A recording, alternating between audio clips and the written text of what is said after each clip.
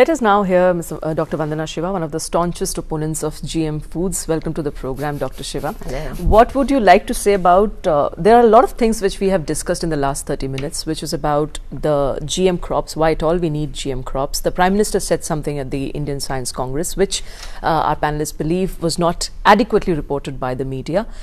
But he called the unscientific prejudices around BT crops, they should be done away with. And the government is committed to having those experiments done in this regard to see that at least the other issues like food security, agriculture and others can be met, if at all they can be met through GM crops. Well, the first thing is the BT cotton experience in India is a mega experiment.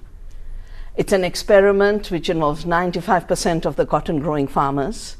It's an experiment where organizations like ours, the Research Foundation for Science, Technology and Ecology, has done the soil testing and found that in the first 4 years of planting, 25% of the beneficial soil organisms had gone. It's an experiment where honey producers of Vidarbha tell me there's no honey anymore because there are no bees anymore, because after all, a BT is a toxin. And a toxin, just like pesticides don't kill only the target insect but also beneficial species, the BT toxin in fact doesn't kill the bollworm which has emerged resistant and kills beneficial species as well as creates new pests. So I think it's time to take stock in an honest way and in fact not to have prejudice for BT and a blind spot to not look at the full picture. The 5 indicators that need to be looked at very clearly are, first and foremost, the impact on the farmers. Now, of course, there's a lot of propaganda saying farmers have benefited. If they were benefiting, they wouldn't be getting into debt and committing suicide. Okay. So the phenomena of suicide in Vidarbha as a capital of suicides can't be ignored, and I think the government has an obligation to follow up on the parliamentary committee report on the farmer suicides and GMOs. It needs follow-up, and the Prime Minister needs to acknowledge that the Parliament has submitted him a report, and the executive reports to Parliament in a democracy. It doesn't bypass Parliament.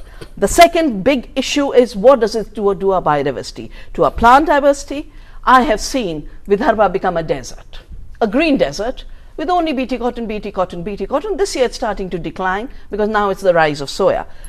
But the jowar has gone, the chana has gone, all of the other crops that were vital to food security have gone. But biodiversity of insects, biodiversity of soil organisms, that's second. Third is our dependence for seed supply. I think the most important issue about genetic engineering is systematically bypassed in all debates which lock it into a science congress. It should actually be in Parliament. Should we allow monopolies on seed? Should we allow intellectual property rights and royalty collection? 1,000 crores is flowing out annually just for BT cotton royalties. That's the kind of poverty that's being created. During the colonial times, we used to talk of an economic drain. We need to assess the promotion of GMO crops in the context of intellectual property rights as an economic drain. The next is, of course, the issue of safety. And anyone who argues that you need to put out these crops in open field trials, which is the debate that the Prime Minister raised about open field trials, I can grow those crops in a lab, and for their safety, all the safety tests are lab tests. They don't need field trials. The only thing that needs a field trial is its agronomic performance under real conditions. And that can wait for this, because the debate is safety. The technical expert committee of the Supreme Court is talking safety. It's talking biosafety. And there's an obligation and a law. And the Prime Minister cannot put a technology above the biosafety obligations of the International Convention on Biological Diversity and the biosafety rules of India under the GAC. The fifth is very much the issue of who decides in a democracy. Now, sadly, a lot of GMO decisions are made by lobbying influence. And the minute we start losing our democratic capacity, whether it's the capacity of the farmer to be able to make full choices, knowing that the 60 companies from whom he's buying seed actually are not selling him independent seed. It's all linked to the Bolgard brand and it's all BT. It's one company. A farmer doesn't know. I talk to the farmers. I go to the homes where suicides happen. Nobody knows that it's A, genetically engineered, and B, owned by one company called Monsanto, which has locked Indian companies into licensing arrangements. A debate is often raised. Why are the Indian companies choosing? Of course they'll choose. If seed was 5 rupees and they got a 20% commission, their share was 1.52 rupees. Today, the seed cost is 4,000 rupees a kilo. And the commission, of course, proportionally goes up, which is why Indian companies are willing to sacrifice seed sovereignty and national sovereignty for their private gain while giving up the control over seed supply. Now, seed is the first link in the food chain. And we are in a very dangerous situation where not only has our cotton slipped into GMO monopoly, but our corn is becoming a hybrid seed monopoly, which could move very quickly if approvals are given into a Roundup Ready corn and into a BT corn. Now, the Roundup Ready, very clearly, the Tech Committee has said should never be allowed in a country with tiny farms, huge diversity, because herbicide-tolerant crops, Roundup Ready crops, kill everything green, which means they'll destroy our food sources, they'll destroy the livelihoods of small farmers. And the BT issue, I think we need to start talking about BT crops as poison-producing plants, pesticide-producing plants. That's what they are. The toxin has been put into the plant. Earlier we used to spray from outside, and I don't think it is more desirable to eat poisoned plants than to eat non-poisoned plants. Well, you know, Dr. Chaturvedi, we are really fed up by this kind of insensitivity with the government, which the government and the regulatory authorities really show regarding such issues. Because after all, if at all we take all those those 6 points that she had mentioned into account, the first 4 of which really talk about safety, biodiversity, the kind of impact it would have on farmers, and ignore the fact that people in Vidarbha are committing suicide. I really feel frustrated when I say that we are one of the largest democracies and we choose to ignore the basic concerns of a human being, of a citizen of this country. Shalini, I would re-emphasize the point that I made in the previous round of our discussion. We need to strengthen our mechanisms, institutional mechanisms, and that I think we cannot simply neglect that anymore. I mean, there is a minister who meets NGOs, who meets people across the country, and then he says, oh, there is a moratorium. Why? Minister has no right to declare a moratorium. You have to strengthen capacity of your GAC or whatever entity you have, or bring out the bribe bill or whatever mechanism you have to encourage science society interface. You would see advertisements in newspapers from companies which are producing washing machines with nanoparticles. 5 years down the line, when you change your washing machine, are you ensuring that nanoparticles are going to be absorbed somewhere, or are they going to lie out somewhere? What mechanism we have to ensure in terms of safety from nanoparticles? So where is the science society discourse here? Where is the institutional capacity to structure? I think there are 3 important ways we can do it. And it's very important not only for the points which Dr. Shiva has just now raised in terms of monopoly and others. And I said in the previous round that we need to bring agriculture, particularly seed industry, within the framework of Competition Commission. We need to see that. From our own research in RIS, we have showed how monopoly concentration has increased in agriculture sector, particularly in the seed sector. There are 3 things, as I was saying, are important. One is how we are going to disseminate whatever technological products we are going to introduce. What kind of consultation mechanism we have with society. And third and last is in terms of how we are going to create cognition of this fact. So cognition, consultation and expression are the 3 important steps we need to bring in our science society discourse. And that's where we are making society, particularly science technology policy, completely devoid of ethics. And ethics, when I say, I mean this access, equity and inclusion incorporated in this framework. And that's because you have as of now only one narrative, which is GM narrative, which is dominating your agriculture production, and Dr. Haq has said that even if you don't have GM, you can enhance production, not that you have to. So what narrative is dominating, and why organic is not getting the attention which it should? Who's going to explain it? That's a very important point. Dr. Shiva, why really the organic products are not getting the due attention? Because one of the things which Dr. Hutt also talked about was the fact that organic products, they're quite expensive. Not everyone can afford it. It's not even, I mean, I remember interviewing Dr. Swaminathan one day, and he said that we certainly need a green revolution, but of course organic farming is no answer to issues like revamping agriculture or provide some sort of respite to farmers, or even addressing issues like food security. Yeah. You know, I think part of what's happened is our minds have gone so fragmented and in fact so schizophrenic that when we talk GM, we talk production. When we talk organic, we talk consumption. Why don't we compare ecological organic systems as methods of production to a GM system? A GM system means non-renewable seed, patented seed, toxic seed, monopoly seed, and a failed technology that is in fact requiring more pesticides, because new pests, no one can deny there are more aphids, there are more jasses, there are more mealybugs. Every time I go to Vidarbha, there's a new variety of a pest. So it's a higher cost package. On the other hand, ecological and organic can be a zero cost package. Not a single organic farmer in this country has committed suicide in the last 1.5 decades because they didn't get into debt. Now, I think we need to promote organic as an ecological production system, and the government has an obligation.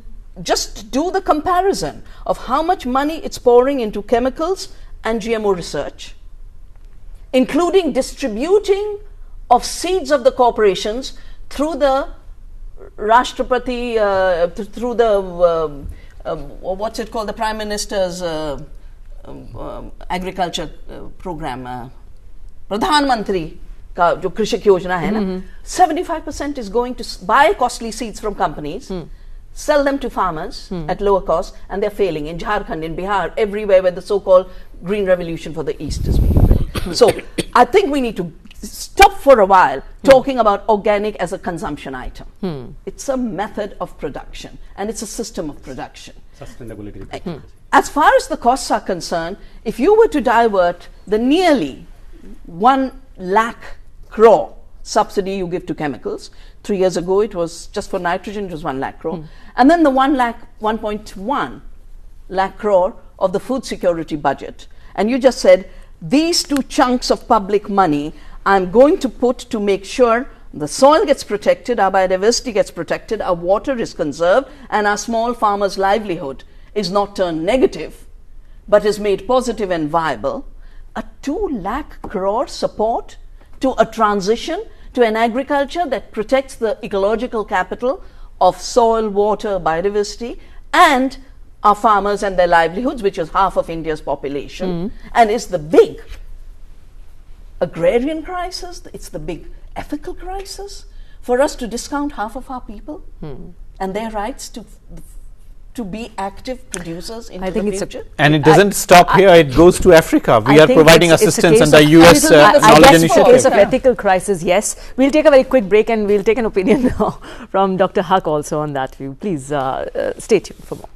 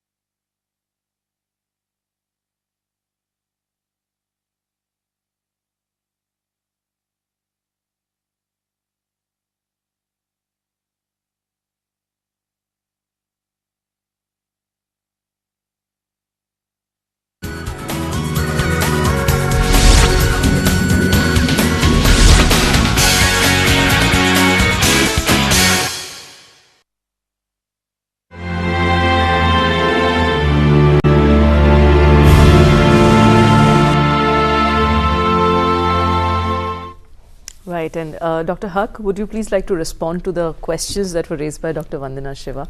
Do you think it's really time that we should rise up to the fact that there are a lot of research which is required to be done before we start talking about GM crops in this country, and also revisit the areas where you also said that people, the farmers, they have seen an increase in their income after the introduction of BT cotton in certain parts of the country, but revisit the fact that the livestock is dying, people are facing problems. She has also said that every time a new bug is emerging in those areas, we should say no to such crops, and we have to do something about those farmers. Yeah, that is true. One thing is that we need probably more research to be done in this respect, because we are not yet sure really how it is going to affect. The problem is, sir, why are we not stopping the cultivation of these crops? No, you cannot. You can't? No, because what I am telling you, it was stopped from the central government in 2002-2003 period in Gujarat, BT cotton. That was before the commercial operation. Yeah, there was no commercial approval, and even before that they just adopted and spread. And that's not true. It was. No, I'm telling it wasn't a GM crop. It was contaminated with the BT gene. Whatever. It was a Dr. Desai, whose Navbharat seeds had been found contaminated. That is true. But contamination is different from a deliberate creation of a GMO. Right. Just a minute. Then secondly, even in Punjab, when it was not approved, they smuggled it, and afterwards only it was regularized. So what I am saying, people, if it is good for them, they will do it. Knowingly or unknowingly, the adverse effect kind of thing what she is mentioning is also true. Like if it causes some, say for instance, soil toxicity, it is not. It may be good attractive in the short term for a year or 2 or 3. Then after 3 years, you find all your soil health goes, and then it is not no matter whatever you put, it is not sustainable. Those are the issues actually we need to address currently. And secondly, what she said also is right, like the monopoly control over seed, the issue of biodiversity, and then how do you, what he said, how do you regulate with proper mechanism, whether it is biosafety regulation or even the seed bill that has come is a all bogus kind of thing, the way the multinational companies, they are trying to put pressure for complete market-led system. Right. So all those things need to be properly addressed. But then, as I clearly said in the beginning itself, that as far as GM food is concerned, the answer should be clearly no as on today. As Professor, I agree 100% with PM Bhargava, who says we need at least 10 to 20 years more to do proper research, because these are not very easy kind of research that you can do. And you don't know, some kind of unknown health risk could be there, unknown sustainability problem will be there, environmental problems could be there. So those are the issues I 100% agree. But then as far as the BT cotton concerned, as I told you, in the context of Punjab, Gujarat, I think I have discussed with at least hundreds of farmers. I think so far they have not said any problem.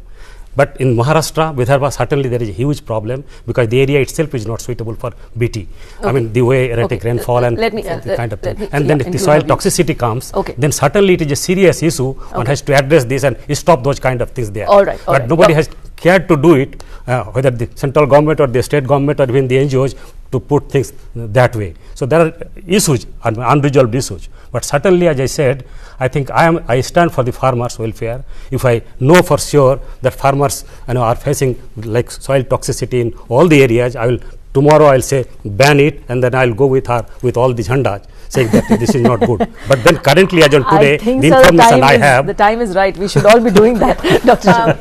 Now, on the biosafety issue, India was very early in creating a framework under the Environment Protection Act, the rules for genetically engineered organisms and hazardous microorganisms. It's 89 law.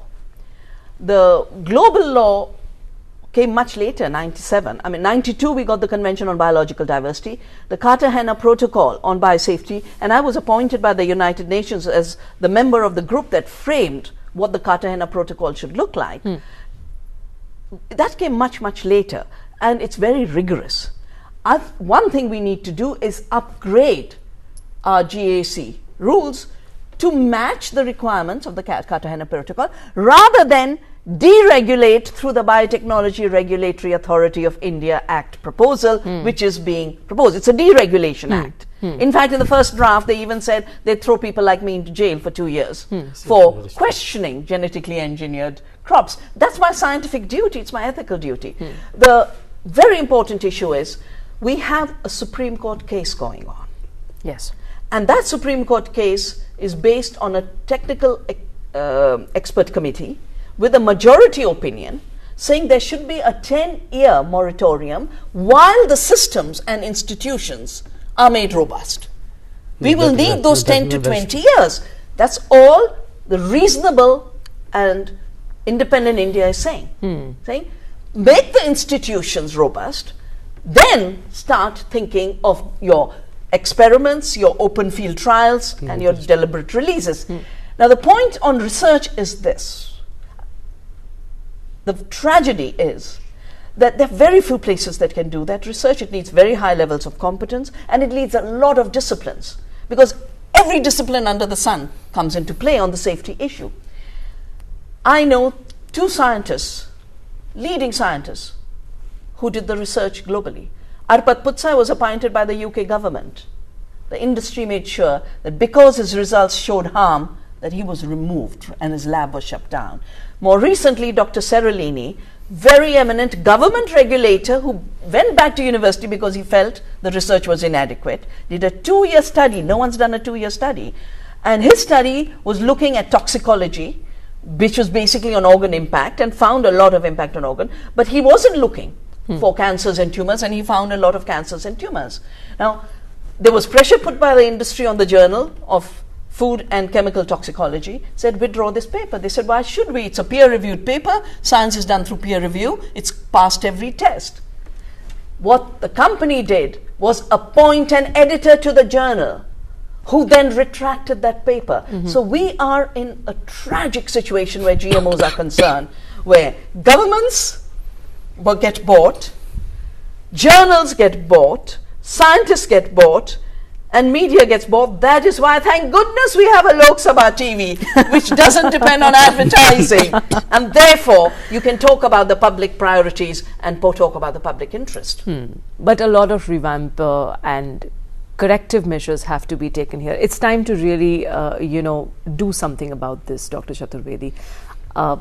I think, Shalini, I think we should not undermine what we have already done in last 20 years. I mean, since 1989, EPA was there and system was put in place. There are certain deficiencies which should be corrected, but to put a time frame of 10 years for moratorium, in my view, I think is not required. We need much lesser time to put things under order. If there are certain changes BRI should have, it should have. If there are certain changes we want in seed bill to be done, we should do it. But put it in place. You think unfortunately, we are instead of correcting the system, we are completely making it ineffective. What do you think is the key here? Can the government promote organic farming with the kind of thrust that it has not given as yet? Definitely, because what is happening at this point is there are no peer-reviewed journals attached with the agroecological issues. There are no specific studies in the universities to collect the empirical evidences that are important for this. And third and more important, I think, is the budgetary allocation and the priority. I mean, biofertilizer would never get the kind of attention which chemical fertilizers and subsidies associated with that get when the budgets are finalized. Dr. Haq, we need to give enough attention even to the livestock. The problems that this sector as a whole faces is also the management of livestock, the kind of food you're providing to them. We were talking about it. A few deaths happening due to BT cotton shouldn't be ignored, even if it's an animal who's dying. No, yes, that is true. But then point as I said, I think in some cases we could get evidence in Maharashtra and also Andhra, but it's not that everywhere. But whatever it is, that certainly that is an issue which needs to be addressed. But then my main point here that I should emphasize is that an appropriate institutional mechanism, regulatory mechanism, and that is what is lacking, partly because what she said, the whole system looks corrupt. The nexus between a lot of... Not nexus, I don't know. We have sold ourselves. It's good to call it a nexus. We know that's a dirty word. It's quite there is a little problem here. Well, it's a dirty business. Let's face it. It's happening. But it's reality. Certainly, we must act against monopoly. We must try to protect our biodiversity. We must ensure that there is some kind of biosafety mechanism. And for that, as I said, there are people, I mean, who are eminent scientists like Professor Bhargava, who says we need some more research probably to ensure that kind of thing. We should not be in a hurry. I mean, there is no hurry. India is not that way food starved currently. We were producing. We have got, kind of, yes, sir. yes. So that way we can wait. I'll take concluding research remarks is from you. different from field trials. Research can be done in a lab and in a greenhouse, which is called contained conditions, Right. where your pollen is not moving out and contaminating crops, which is the story of the Gujarat BT cotton, that it was the pollination Right. that led to the spread, not the deliberate genetic engineering. Right. I think this rush to allow field trials when the Supreme Court has put it to a hold is again subverting the authority of an independent judiciary. We should allow that process to take its turn, and the government should not constantly interfere in the way regulatory processes work. After all, 2 ministers have been removed from the Environment Ministry because they did not agree to not apply the rules they're supposed to apply on biosafety and sign on a rubber stamp, say, push GMOs blindly on the farmers and the land of this country. That blind pushing is what we are objecting to. And we are glad that we have people like her who really support this cause. Well, thanks very much for talking to us. Quite a pleasure having you all here. And we hope to see such debates happening even in public circles, people being aware of such things, and maybe we are not served poison tomorrow. I really hope and pray for that. Thanks all of you for watching us. That's all we have for you in this edition of Insight. Goodbye.